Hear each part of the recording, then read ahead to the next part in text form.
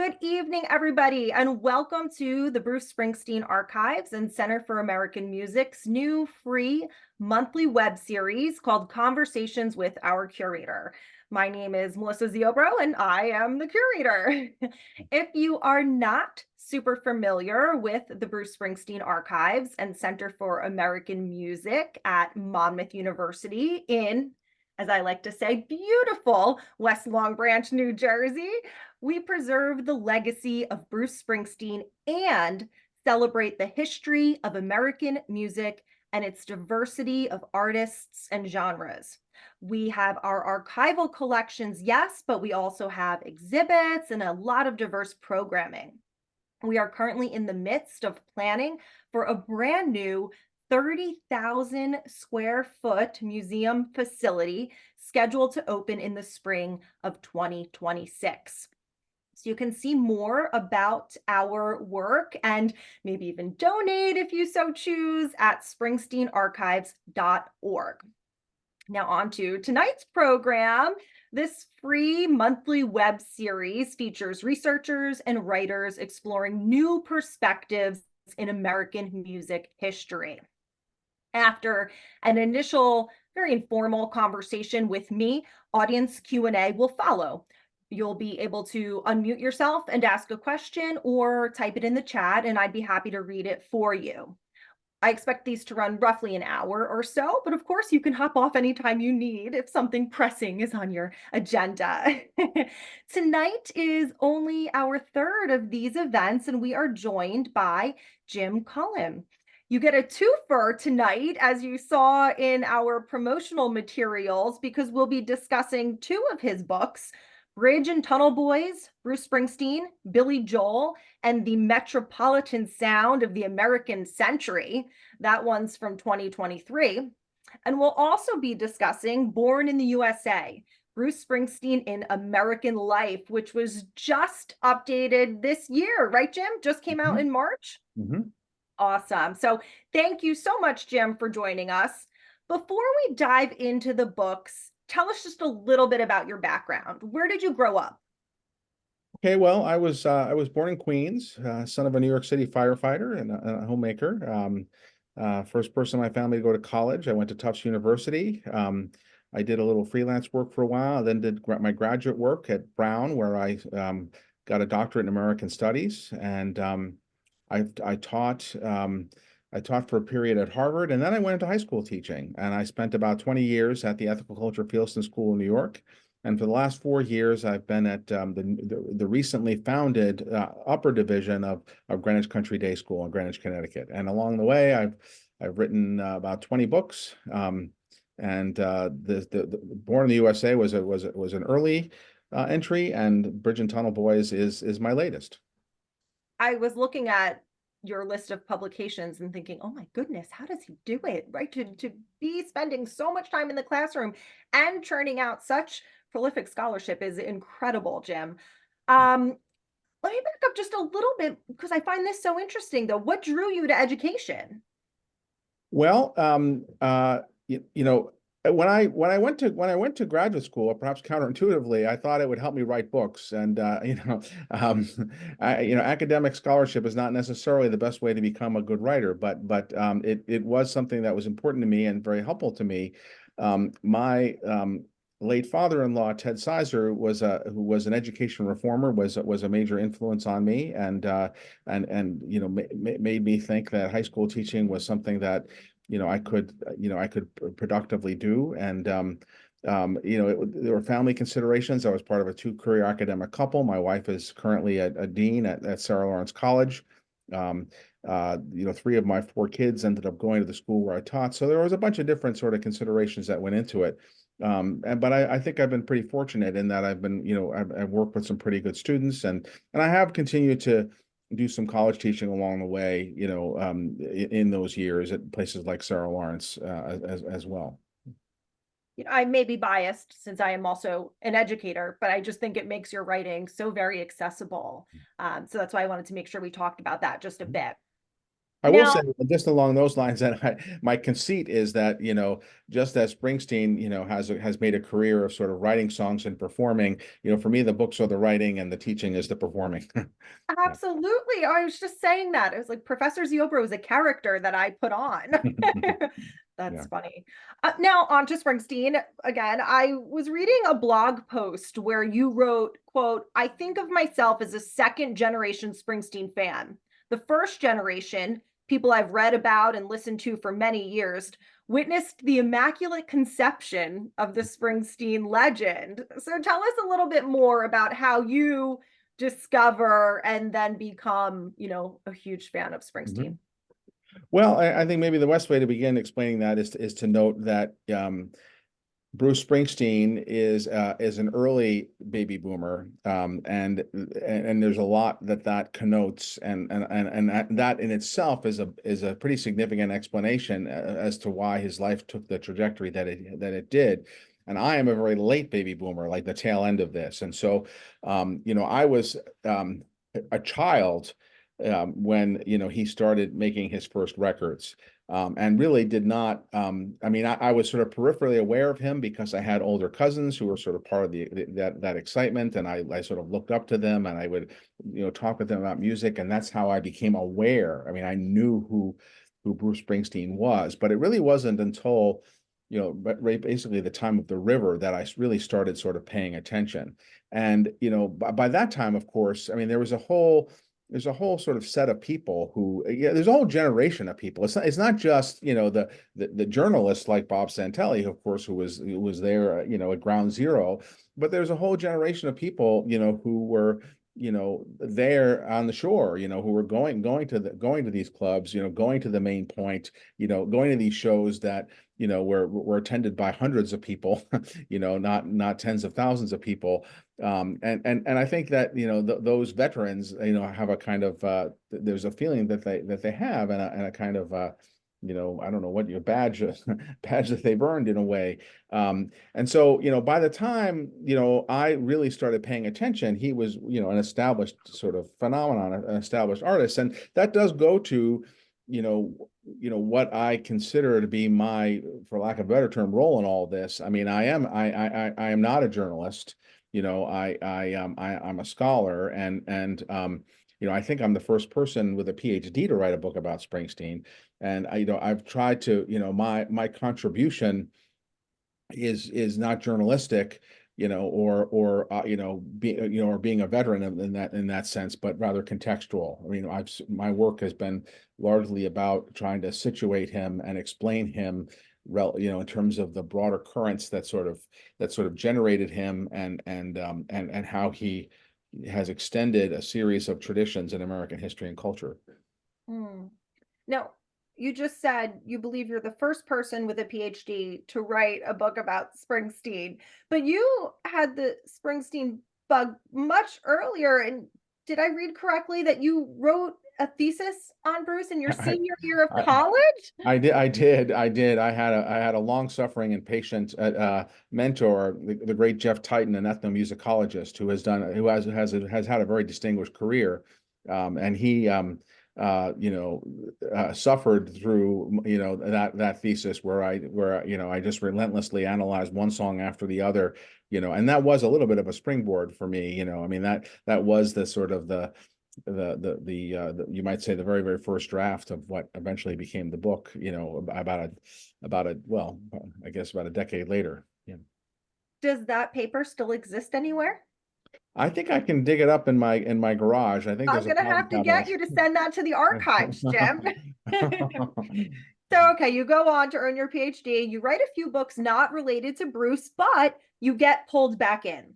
So, Yeah, let's talk about the first edition of Born in the USA, right? It's first published in 1997. Is that correct? right, right. Okay.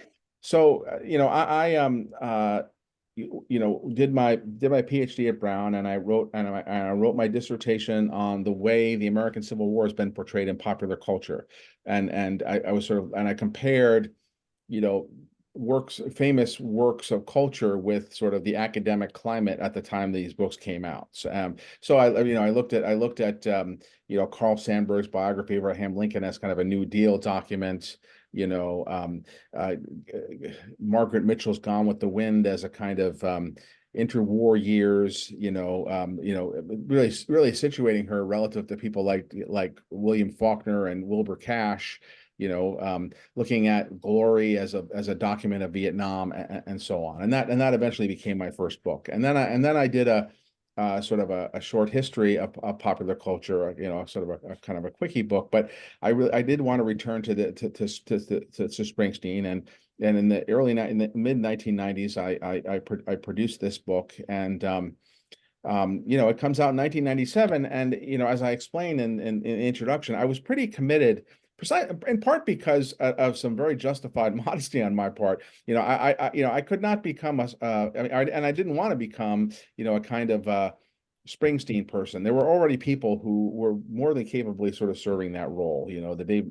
Dave Marsh had a corner on that market. And in any case, there were other things that I wanted to do, and so I went on to write about a bunch of other subjects. About I have books on the history on the history of presidency, Catholicism, American life. My most successful book is a history of the American dream. Um, um, and most of my work has sort of been the overall arc of American history. I tend to start with the Puritans and run to the present one way or another.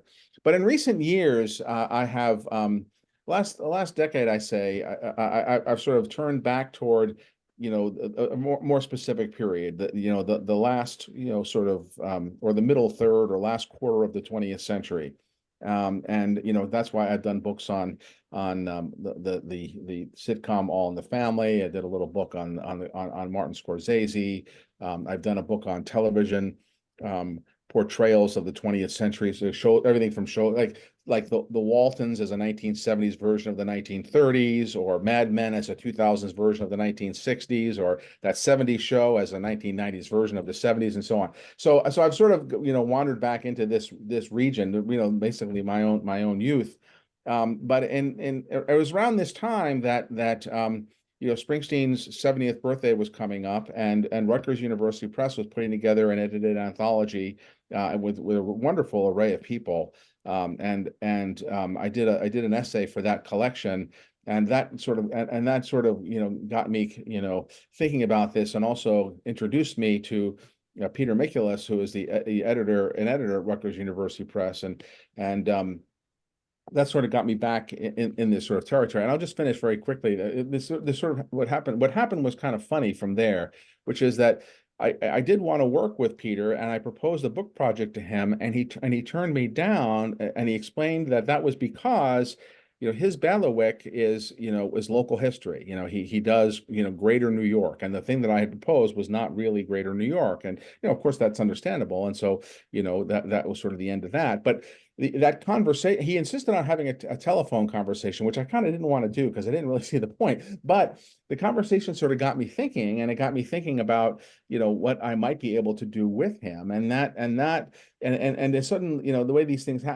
so often happen, it sort of snapped into place to think about Springsteen and Billy Joel, about whom I had also intended to write a book at one point but never had, but to see them as the products of a specific sort of metropolitan milieu, and that's sort of what got me on this project, and once I sort of locked into it, it all happened very quickly. So that's the immediate origins of Bridge and Tunnel Boys.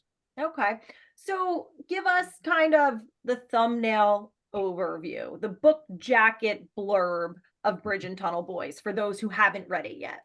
Mm-hmm.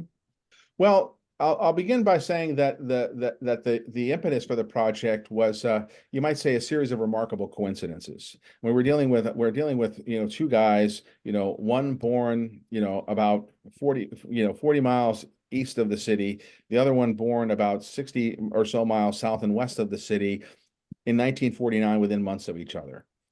Both of them, get this music bug very early in life. Both of them are erratic students at best.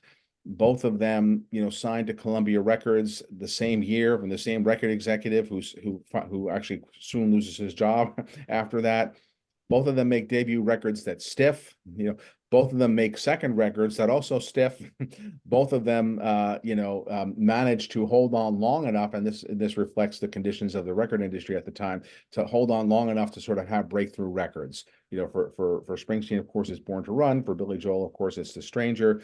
And then their careers sort of proceed in tandem. They both become sort of major pop stars of the 1980s, and kind of normie pop stars of the 1980s, and at a time when you have people who are sort of testing limits, whether it's Michael Jackson or Madonna, or Prince and so on. They get married around the same time, they get divorced around the same time, they become fathers around like it sort of goes from there. So that's kind of interesting, and you can sort of tell a story about that. But the more interesting thing to me, well, there's two things that were interesting to me. First of all, was the divergences as well as the similarities. But more importantly, as I looked into this, we have this idea, I think, especially when we're talking about rock and roll, that it is of course a product of some musical subcultures, particularly in the South, and it's an interracial music that comes out of the Mississippi Delta, and it's a folk music, and of course all of that is true. And when we think about New York, we think about New York primarily in terms of being the kind of the industry center, the media clearinghouse, the capital of capitalism, as it were. But I, got increasingly intrigued by the way that New York City, Greater New York itself, was a very powerful musical subculture that had a kind of a distinctive style. And I trace this back to Irving Berlin at the turn of the 20th century, who is a kind of prototype for our pop stars, because he's a guy who writes his own stuff, and other people record his stuff, but he also performs it. He has a career over a long period of time. He's got this sort of ethnic background, that's so important, and he has a career that lasts for a period of time. And there's a whole bunch of people that fall into this category. Rudy Valley and the Connecticut Yankees. Of course, Frank Sinatra is another example. These sort of ethnic greater New Yorkers, often on the periphery, who are both inside and outside, and sort of ride that, it's a distinctive thing. And by the time you get to the by the mid 60s, it has sort of crossed over into rock. You have Frankie Valli and the Four Seasons, who of course are from Newark. You have Dion from the Bronx. And then you have Long Island bands. I think the Love and Spoonful falls in this category. And then more narrowly still, you have this sort of the shore sound that people like Bob Santelli are familiar with. That there's a whole, Brandy, You're a Fine Girl, #1 hit from 1972 by Looking Glass. That's a product of the Jersey Shore. That's a product of sort of Asbury Park. So there is this matrix out of which these guys are emerging. They're part of an ecology that really does sort of affect their work. And there's different accents in terms of how it affected their work, but it's certainly something that they both shared. So that's part of what I'm trying to sort of trace in the book, is sort of where they're coming from as products of a musical tradition, and where they're coming from, and literally in terms of their geography, and then where they're coming from in terms of where they take that and how they extend that legacy with their respective bodies of work. I'm struck as you talk about the geography by these two quotes from Bridge and Tunnel Boys that you chose specifically. The one from Billy Joel is, "There's a little bit of an inferiority complex, which I find charming." And Bruce's is, "We who bear the coolness of the forever uncool," right? So they're both very rooted in that space. Did you learn anything while doing your research for the book that really surprised you or might surprise the audience? Well, I think, part of what I learned was, what I sort of narrated here in terms of really trying to trace the backstory with these people. But there were other things I learned along the way, or things that I sort of hazily kind of knew, but didn't really fully absorb. For example, we think of these guys as sort of emblems of upward mobility, which of course they were, and part of that again is that baby boomer thing, which there's plenty to be said about. But it was surprising to me to really fully absorb the fact that that Billy Joel and Bruce Springsteen are avatars of upward mobility, but they were actually products of downward mobility. Their families had actually suffered reverses in the generation before they were born.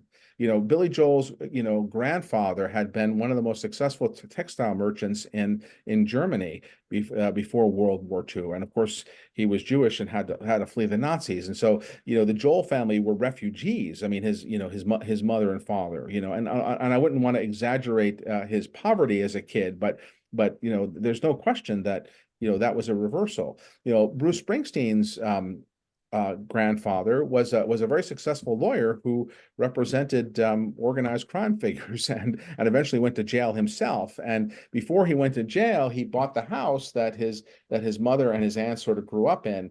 But there was again, his mother, experienced, a different kind of life than perhaps the one that she might have been led to expect. And I think that Springsteen probably experienced more bona fide deprivation than Joel did, but both of these guys, were and going back to those quotes you meant, there's a very powerful trope in American culture of sort of being the outsider looking in, and I think that's true of suburbia generally in terms of, I mean, New Jersey, that's a very powerful trope, but it's also true of where these guys like were literally growing up. Billy Joel is on the board. Billy Joel is on the border of Hicksville and Levittown, but he's not really. He's a child of a single mother. He's not quite.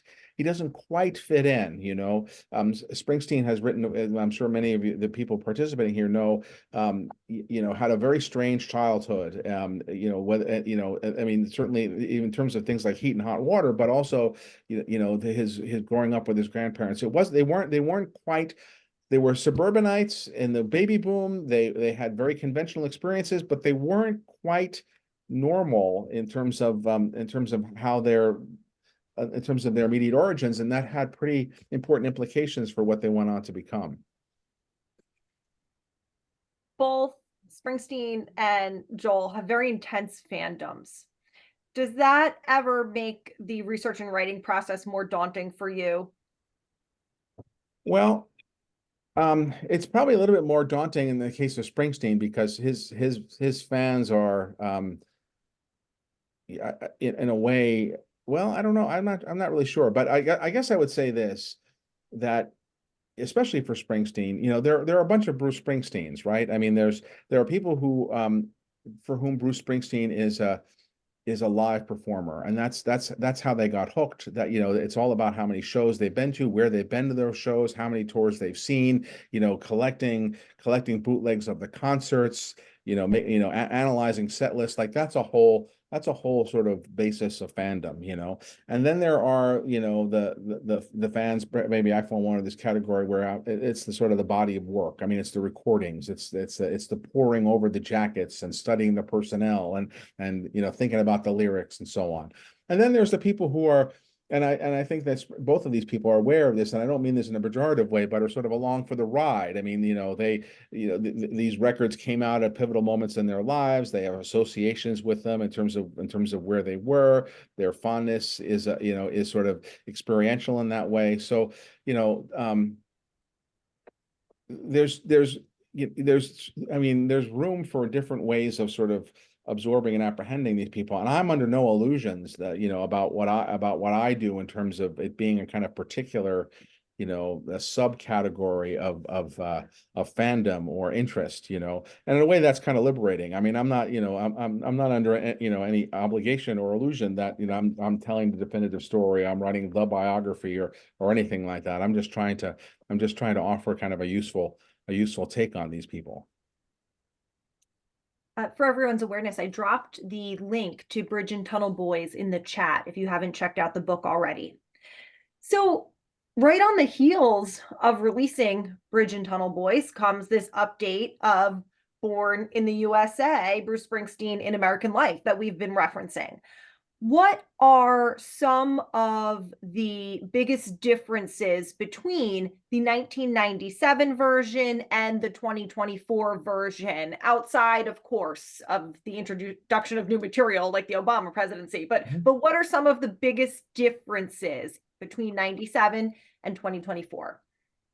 Well, I do think of this one as a fairly significant overhaul. I was never really fully happy with the book when it came out. I felt, for example, that the second half of it was better than the first. And I also probably wrote the book prematurely. I don't think I don't think I uh, fully absorbed, so not so much about Springsteen and his work, but the wider context of American history. I don't think I was a good enough scholar, really. Um, um, so that kind of gnawed at me over the years. There was a second edition in 2005 where I kind of updated the book in terms of getting us through the rising. But on this one, I really tried to go back and deepen, as well as extend, what I did. So I try to, add a little bit of perspective in terms of the historical context for some of these songs, as well as to run the story forward, because Springsteen has been a remarkably productive person, as I think we all know. I think he released something like 9 albums over the course of 20 years. He did Springsteen on Broadway. He wrote that memoir. I mean, it's just a remarkable record of productivity. And so that was a matter of sort of folding that into the story, and also thinking about the continuities and changes in how his vision has changed or not over the period of that time. Well, tell us a little more about that, how his visions have changed or not. Mhm. Well, I mean, one of the most obvious, the lowest hanging fruit here is aging. I mean that his and of course Springsteen is one of those people, and I think he was very self-conscious of this. That I talked about the folks who were along for the ride, and I think that he's been happy to have those folks, but I think he's also been very conscious about trying to produce a body of work that people can sort of follow along with. And we all have these parasocial relationships to sort of celebrities in one way or another, people that we can think. Sometimes it's just an accident of history that we happen to, I mean, I happen to have been born about 3 weeks after Jodie Foster, who I greatly admire. I don't think I have a whole lot in common with Jodie Foster, except sort of generationally, and I've sort of followed her with great interest. Springsteen, by contrast, I really feel like he was a kind of big brother who, sort of pointed the way, and he's 13 years older than me. So I feel like, he gave me some valuable clues about, how to stay in a relationship, and what it means to be married, and how you deal with kids, and what middle age is like, and so that is something that I was able to sort of trace. And I think that letter to you, is a remarkable document of senescence. I mean, that was one of the things. That's what I wrote about when I contributed that essay to the volume for 70th birthday. So that's something I sort of really zeroed in on. But I mean, the book is called Born in the USA, and there's a whole chapter on there on Springsteen and his relationship to Vietnam. But of course, in the time since, we've had the Iraq War, we've had 9/11, and and I think Springsteen has continued to consider some of these issues, and so he's written about them, and so there's a kind of widening range about the kinds of, Devils and Dust, for example, is a song about war, but it's not about the Vietnam War on the one hand. And on the other hand, his empathic portrayal of a combat experience is a real ribbon of continuity. So that kind of dialectic of something new, but an existing framework, was one of the things I found satisfying about taking on the project. Hmm. Do you think being a fan of Springsteen as an artist made writing these books easier or more difficult? Well, I think it made it easier, in the sense that there was that sort of passion, and that enthusiasm that helped sustain me in terms of ongoing engagement. To stick with it. To try to understand. To push myself a little harder. Whether it's a matter of trying to research more of the background as to how these things came about, or whether it is grappling with people who were critical of him in one way or another, or just the joy of discovering and recognizing new facets of things that weren't immediately obvious before. So I think that, I can understand the spirit of your question, which is a good one, which, one can imagine saying it makes it harder to gain detachment, to gain distance and so on. But for me, that wasn't really the case. It really was a boon. It really was a gift that way. All right. Well, I could sit here asking questions all night, but I think the audience Q&A is perhaps the most fun and special part of these events. So I'll pause and I will turn it over to the audience. You are welcome to unmute yourself and ask a question, or if you'd like to type it in the chat, I would be happy to read it for you. So who would like to kick things off? And don't worry about the raising your hand function. Just go ahead and unmute yourselves and you can ask. Give everybody a second to find their unmute button or start typing. I'll throw this one out as a conversation starter too, and you needn't address this first, audience, but in the intro to Born in the USA, Jim writes, quote, "In the drama of our individual lives, each of us has a large cast of supporting players. For tens of millions of Americans, Bruce Springsteen is one of those people." So I'd love to hear also if that resonates with anyone in the audience. Do you think of Springsteen as, a supporting player in the story of your life? Who is your Bruce Springsteen? Yeah, if Bruce is not your supporting character, who is? Oh, Ken, did I see you on mute? Oh, nope. No, but I can. Oh, sorry. I'm trying to scroll all these various boxes. That's okay. Yeah, hi, Jim, Ken Campbell. I'm a professor at Monmouth, and I'm looking forward to. I'm really excited. Haven't read your book yet. I'm really looking forward to reading it. And I teach a course on Bruce Springsteen. I know a lot about Bruce Springsteen. I'm a fan of Billy Joel's, but I haven't studied him or thought about him in the same way that I think about Bruce as a really important American icon. So, from a scholarly perspective, maybe you could talk a little bit about Billy Joel's role as. Mhm. I think I lost it there. Billy Joel's role. I hate when that happens. My mute it mutes it by so. Maybe you could just talk a little bit about Billy Joel, and how you see his place in American history and culture. Mhm. Um, is it less significant? Is it just different than Bruce's? Maybe you could just talk about that a little bit. Yeah. Well, that's a good and fair question. I'll sort of start answering it in a kind of shorthand way, which is that, you know, I sometimes say that if Bruce Springsteen had been born a generation earlier than he was, he might have been a short story writer, and began his career in sort of magazines, because there's something very sort of literary about, and to some degree cinematic. Whereas I think Billy Joel would have been a Broadway sort of song and dance man,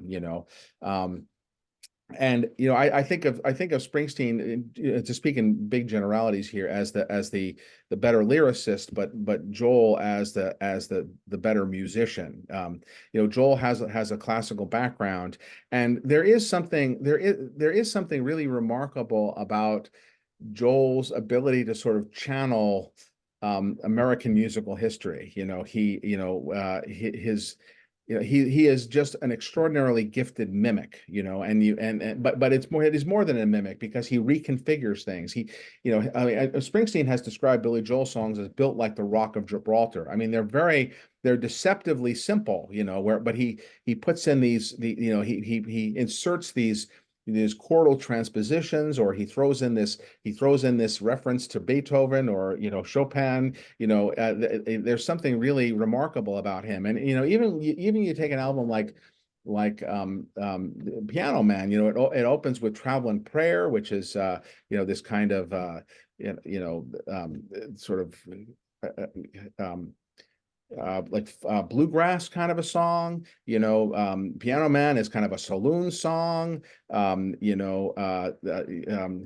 My Home is like a country song. And he does that sort of over and over again. I mean, An Innocent Man is just this catalog of Valentine's, to Motown, to soul music, to doo-wop, and so on.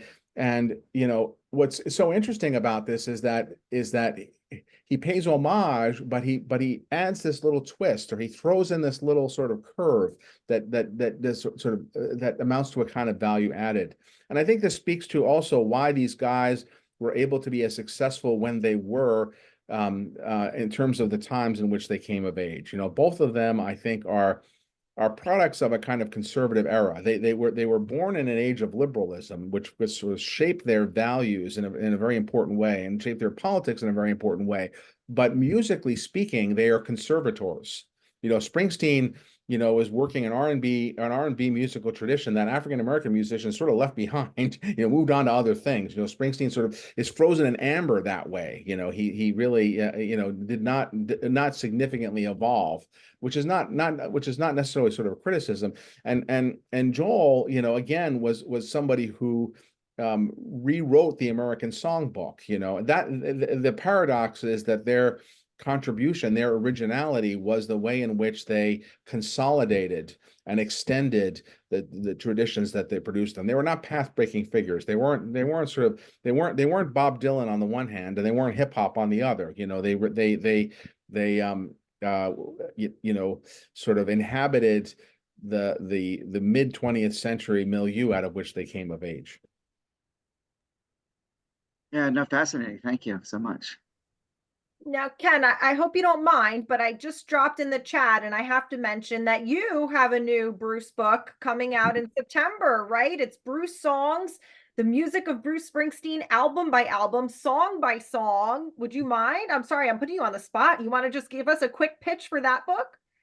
So Ken Womack and I did this book together, and we took all now 21 of his studio albums, and Ken provided some of the cultural and musical context. I provided the historical context for each album, and then we collaborated on analyzing every album, every song on every album.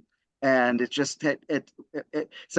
what Jim said about the two different kinds of Springsteen fans, I think, is absolutely correct.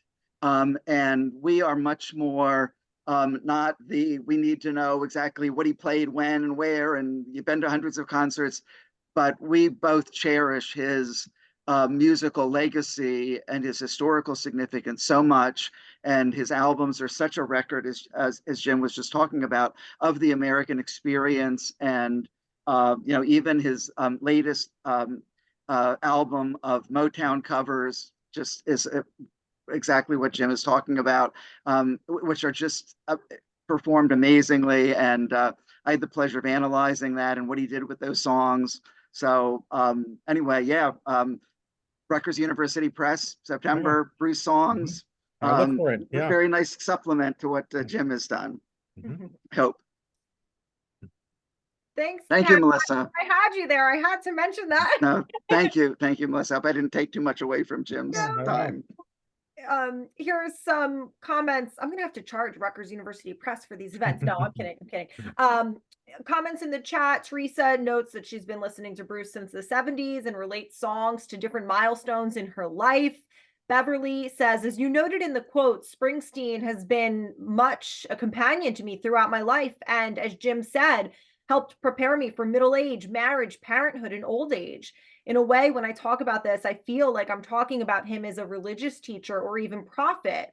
So I was wondering if you had any thoughts on the role Springsteen or Joel plays for people in an age that is maybe less religious than in the past, Jim. Well, that's an interesting question. I think that, and this is one of the ways in which I think they're quite different. I mean, Billy Joel's background is kind of interesting because, I mentioned that, his family is Jewish. His father disappeared from the scene when he was a child. He went to Catholic masses for a while, which is sort of where only the good die young comes from. I think he went to some evangelical churches for a while, so he was sort of a dabbler. I mean, I think he would describe himself as sort of a secular Jew, and I don't really think of him as a fundamentally religious person. Springsteen's sort of a different case. I mean, he's a classic illustration of the maxim that you can take the boy out of Catholicism, but you can't take Catholicism out of the boy. And he, you know, this is a sort of a subterranean thread that ran through a lot of his early work, but has really emerged, I think, in his more recent albums as a pretty potent sort of motif. And it's what's also weird, and going back to his musical background, is that you know he comes out of I mean, his musical commitments, his musical background is kind of Black Protestant. It's the Black church, it's gospel music, it's R&B. But so his demeanor is like a Baptist preacher, but his theology, so to speak, is sort of very Catholic. I mean, in terms of his fatalism, in terms of his sort of what I'll call his Christology. I mean, then Rising is a profoundly religious record, I think. It really animates a lot of his songs in obvious and not obvious ways, whether you're talking about a song like We Are Alive at the end of Wrecking Ball, or the remarkable Streets of Philadelphia, in which a man denies God in the language of faith. I mean, there's this sense in which religion, I think, is a commitment and a struggle. And I do think that folks who think of themselves as not really religious, or not interested in organizing religion, or not interested in institutional religion, tend to think of religion as kind of a crutch, as a way of sort of finding simple solutions to complex problems. And I don't doubt that that's true, but for many people, it's the furthest thing from a crutch. It's a complex, difficult, ongoing struggle. And I think that that's something that Springsteen portrays with sort of great vividness. I mean, one of my favorite examples of this, which is actually I wrote about in that, and again in that volume, is Girls in Their Summer Clothes, in which a lecherous old man, you know, experiences a kind of spiritual transcendence, and uses kind of religious language even when he is thinking and very possibly acting in a kind of an inappropriate way. So sin and salvation are never far apart in Bruce Springsteen's music, which is part of why I find it so compelling, and I think again why so many of us can relate to it, because these are things that he's not lecturing us, he's not preaching to us, he's depicting things that we know at some level, and he's opening windows in terms of showing us people who are succeeding or failing in dealing with the very things that we're struggling with at a given moment. That's a great question and an even better answer. There's a comment in here that made me smile. Someone talking about how their life and family calendars revolve around Springsteen's tour calendar. So that's certainly a dedicated commitment. Someone said they love Ken's late boomer perspective recognition and shares it. Here's a question that continues from that comment, though, about them relating to Bon Jovi. And so, Jim, how do you think Springsteen and Bon Jovi, arguably the best known Jersey musicians, have influenced each other? Well, I don't really know. I mean, I don't know that Bon Jovi is much of an influence on Springsteen, partly because he's younger, and partly because I think of Bon Jovi as a very good rock musician, but not necessarily having the same resonances that Springsteen does. But both of them, I think, really take seriously their roles as kind of cultural ambassadors and sort of generational, icons. And and also, loyal sons of New Jersey, sort of as you suggest. And actually go back to the earlier question. I think this is probably true to some degree for Bon Jovi, but certainly for Springsteen. And in terms of the calendar that was referred to in the tours, there's a ritual quality, Dan Cavici, got at this in his book, Tramps Like Us, this notion that that fandom is a kind of sublimated spirituality, and I think that has only become more true as our society has sort of secularized. That God-shaped hole, has to be filled one way or another, and I think fandom is really one of the ways in which that happens. That was so interesting. I'm glad we worked Bon Jovi into the discussion tonight. I was just today brainstorming, the long schedule of exhibits for the rotating gallery in our museum that's not even open yet, but we're already thinking about these things. And 2034 will be the 50th anniversary of Bon Jovi's debut studio album. So I was like, oh, we'll have to do an exhibit for that. But I digress. Here is another comment from the chat. Hi, Jim. I haven't read the book yet, but I've been thinking about Billy Joel's reputation and how it's changed over time.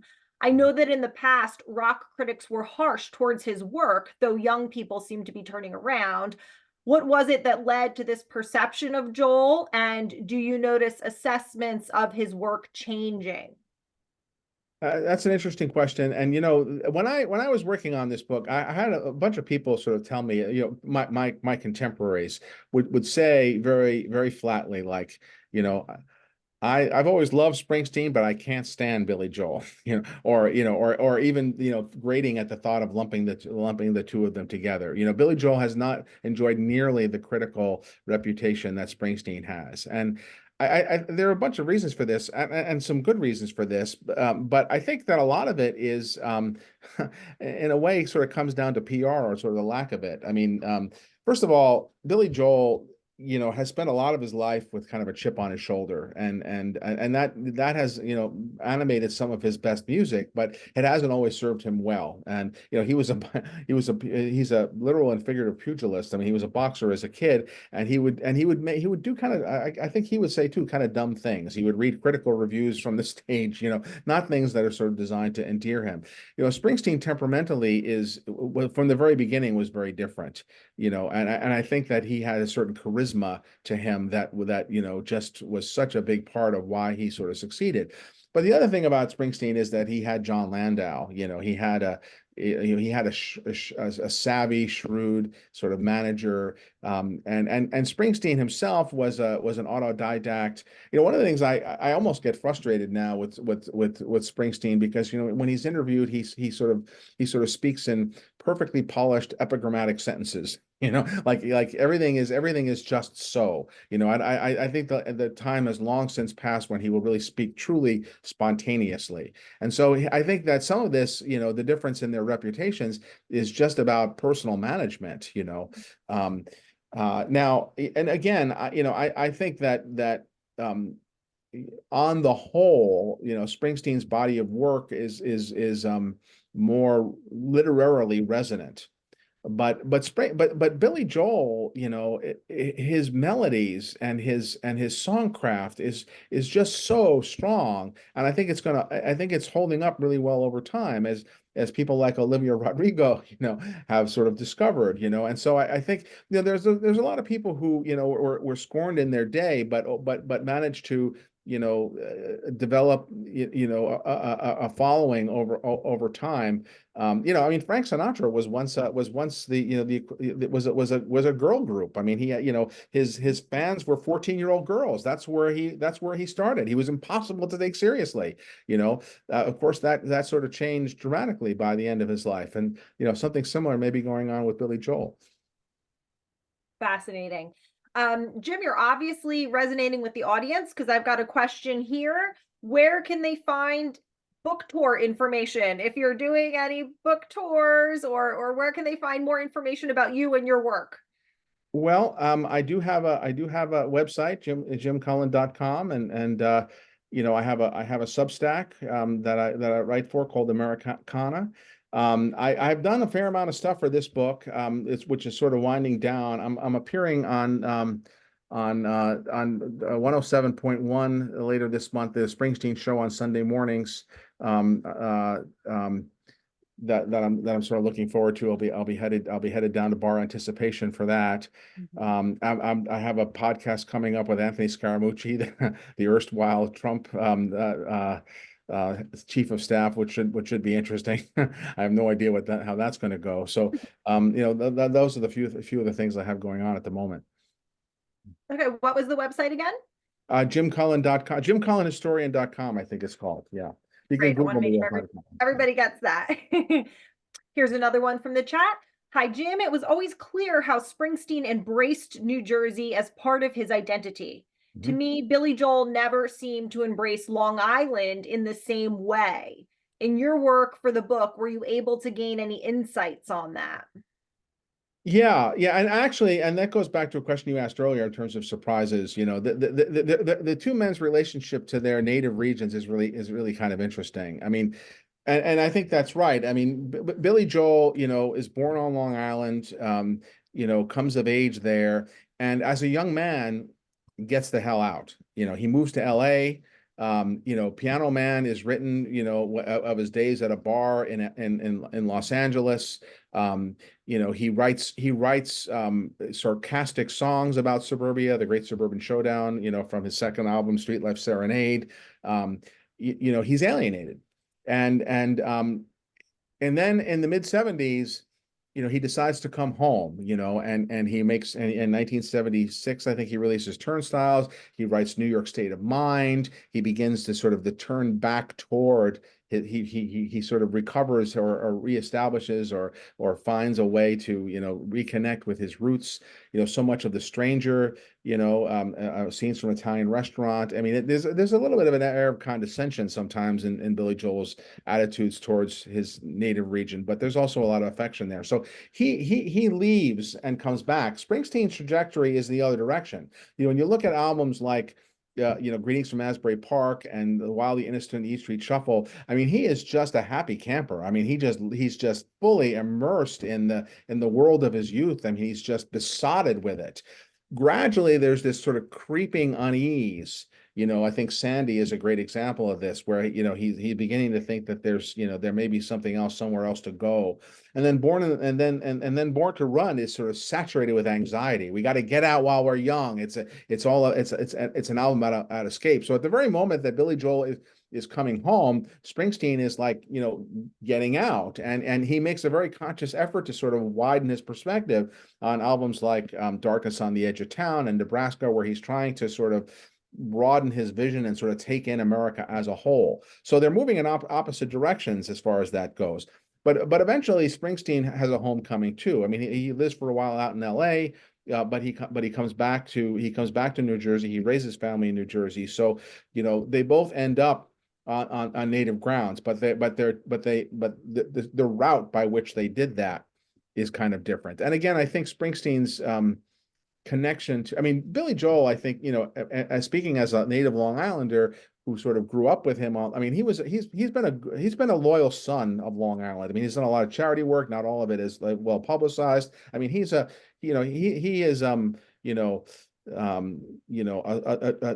a loyal child of his native region, the way that Springsteen is, but the connection is not as obvious and perhaps not quite as deep. See, I said the Q&A is always the best part. I can always trust the audience to have these incredible questions. I think we've got time for one more here. And I also want to just note for the record, Jim, the chat is full of people saying that they've just enjoyed this so much. But here's a question. Congrats on both books, Jim.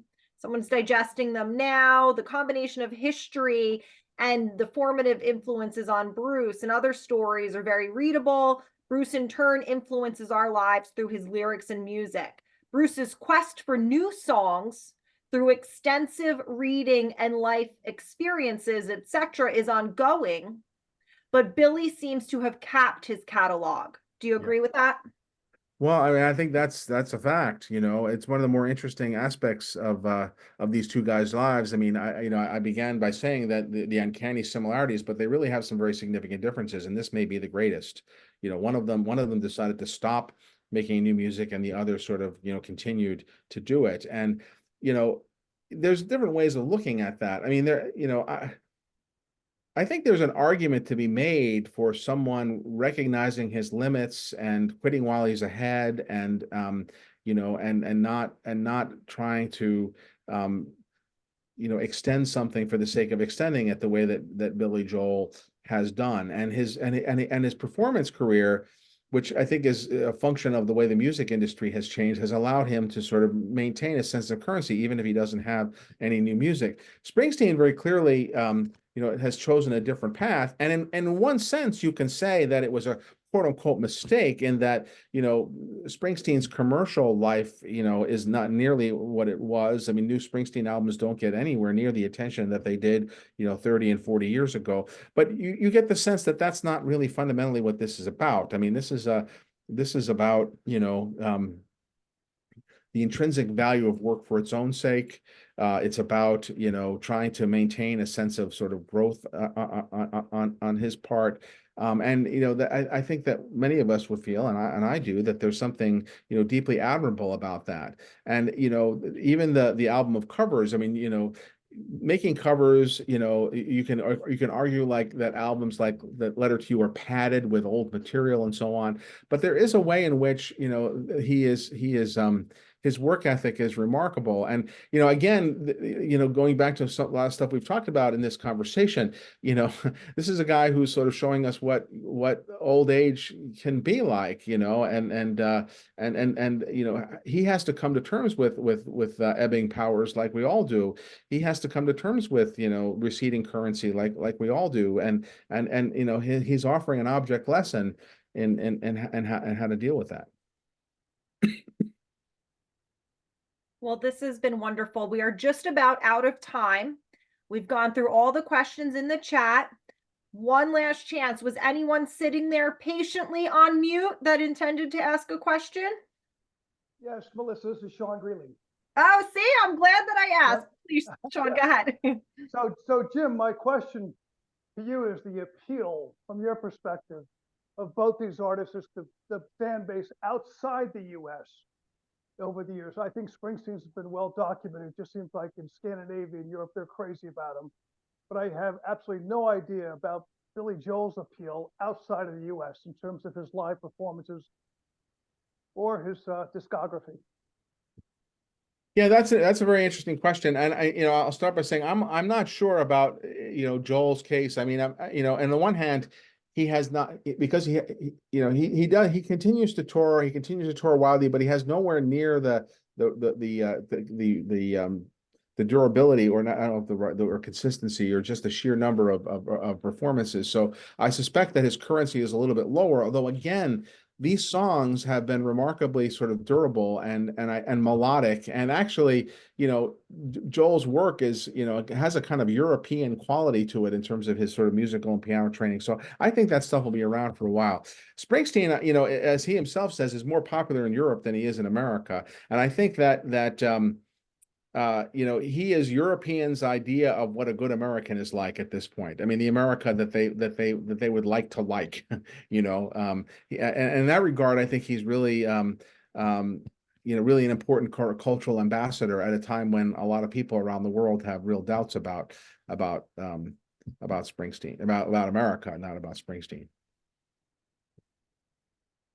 Okay, thanks for that question, Sean. Was anyone else waiting to unmute before we wrap things up? I just wanted to follow up on what Jim just said. I was in Ireland in 1984 and was at a tourist place. And when the people around found out I was from New Jersey, the first thing they asked me is if I knew Bruce Springsteen.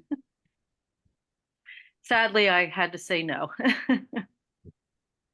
I'm surprised, Teresa. It feels like almost everybody has at least a sighting story to share when that happens. Yeah, no, I mean, I know of him, but I have not met him. I know, I'm teasing. Yeah. Thank you for sharing that. Okay, well, I think we're going to end it there. Jim, this has been wonderful. You've been so gracious with your time. Thank you.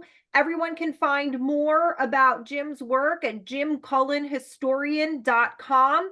I know you're all going to go out and get Bridge and Tunnel Boys and the new edition of Born in the USA, Bruce Springsteen in American Life. I see Tom holding it up. Nice. Yeah, I hope that many of you, because we are the Bruce Springsteen Archives and Center for American Music, will join us next month when we have noted Beatles scholar Ken Womack. It's May 23rd at 7 p.m., Living the Beatles, the untold story of Mal Evans. And of course, the Beatles have an enormous influence on Springsteen and American music and culture more broadly. So we hope you'll see you next month. You can stay on top of everything the Springsteen Archives has going on our website, SpringsteenArchives.com. And Jim, any closing thoughts from you? No, it's just great to be part of this community, you know, and to see folks here tonight, and you know, we're sort of glad to be part. I mean, this goes to one of the things I talked about in the book. I wanted to write the book while I wanted to revise Born in the USA while Springsteen was still alive, still sort of an ongoing thing. I mean, we're all so lucky to be sort of part of this story that has unfolded, you know, alongside our own lives. That's a perfect place to end it. Thank you so much, everybody. Have a great night. Thank you, everybody.